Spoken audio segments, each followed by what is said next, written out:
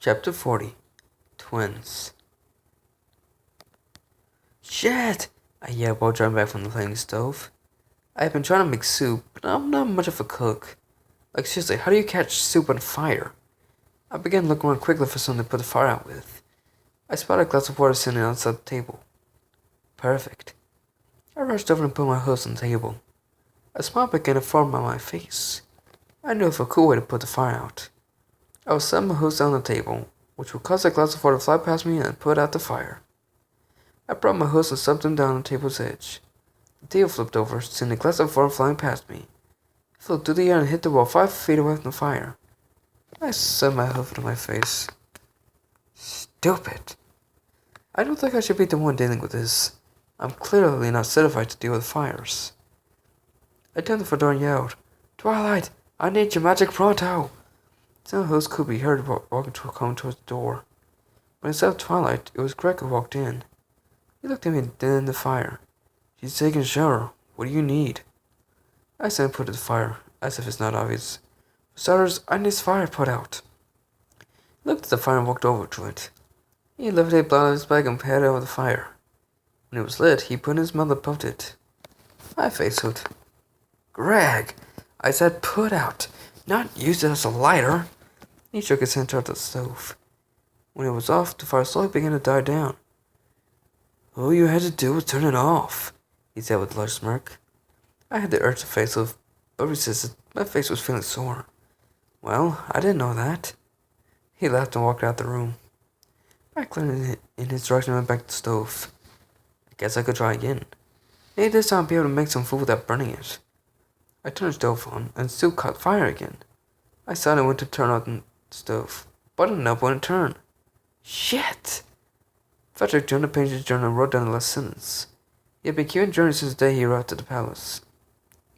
Behind him, he had the double doors open that led to his study. He turned to see Luna sitting in the doorway, a happy and low-worried look on her face. Patrick, I have to tell you something. Frederick smiled to close his journal. What is it, my love? She walked in a few steps and smiled. Well, the royal doctor told me some important news, and my sister gave me even more news. Frederick stood and raised an eyebrow. What did they say? She took a deep breath. I'm pregnant with twins. Frederick's mouth hung open in surprise and shock. Then, without warning, he jumped in the air and smashed to the window. He flew over the kettle and yelled at the top of his lungs, using his newfound royal kind of voice. Yes! He quickly changed course and flew straight towards Lance's house. Upon reaching his house, he didn't even bother with the door. He flew through the window, which caused it to be smashed, and landed in the living room. Lance and Twilight looked up from the surprised look. What the hell? Frederick grabbed them themselves and put them close. Come, my friends, I have wonderful news for you to hear. With that, he teleported them back to his study.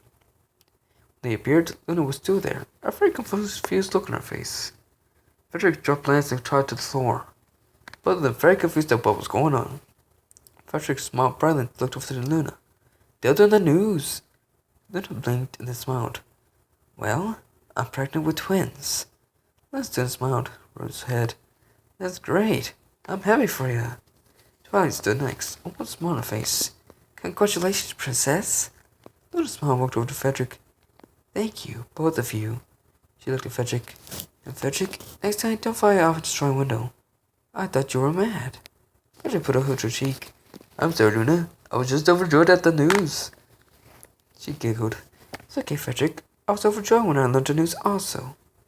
Frederick smiled and looked over to Lance and Twilight. Huh, we're going to need some time alone. His arm began to glow and both Lance and Twilight was on golden bright light. Then it turned a bright flash. Fred looked into Luna's eyes. No, they were alone. How about some fun? She smiled and used some magic to close the door. Oh, you're on. Greg sat and saw us on the hill overlooking Sweetapple Acres. Saw yet again has binoculars, observing Applejack. Greg puffed on his blunt. Dude, when are you going to just walk up to her? So shook his head. I'm not done observing her yet. Besides, I don't have my nuts anymore. He cursed at Peter. And that's something the girls want and need. Greg and Seth began laughing, both rolling around. Greg's blood fell his mouth was crushed in the ground by his body. Seth sat up and wiped the tears from his eye. Wow, dude. Just wow. So I set up. I told you because I couldn't get the hit there anymore. But after I told you, Peter sometimes hooks into my balls. So I began to whine about all the things he was going to be able to do anymore. As he was whining, Greg pulled a rope from his saddlebag and grinned to Seth. Seth shook his head yes. So I turned back to his friends and stopped whining. They were walking towards him, smiling, holding a rope. What are you guys doing? Seth answered him. They both jumped on him. They bound his hose together and put an apple in his mouth. Greg nodded his head. There you go. Now you're ready to meet Applejack. Someone started shaking his head. Greg and Seth pushed him to the edge of the hill and started laughing. Seth put his hoof in Sora and prepared to push him down the hill towards Applejack's farm. I think if we push hard enough, he'll roll right up to Applejack. Greg smiled. I think that's a great idea. Let's give him a hard push. They gave Sora a hard push and he began rolling down the hill. Seth fell back laughing, holding his stomach. Greg looked down the hill and saw that Sora was still rolling towards Applejack. Perfect, this will be funny. Big Mac stepped out from behind the tree and put a hoof out and stopped Sora mid-row. Greg perked up. Shit! Fuck! Big Mac just caught Zoro! Seth jumped up. What? Big Mac looked down at Zoro. And where do you think you're rolling to? Seth put the apple out and smiled up weakly. Oh, hey, big guy. How you been? Big Mac began to gloat down at him. I thought I told you not to come around here anymore. So his eyes widened. But I was forced to come here. That's why I'm tied up. Big Mac raised an eyebrow. And who would force you here? Zoro pointed his head to the hill. They did. Big Mac looked up at the hill and became madder. No point was there.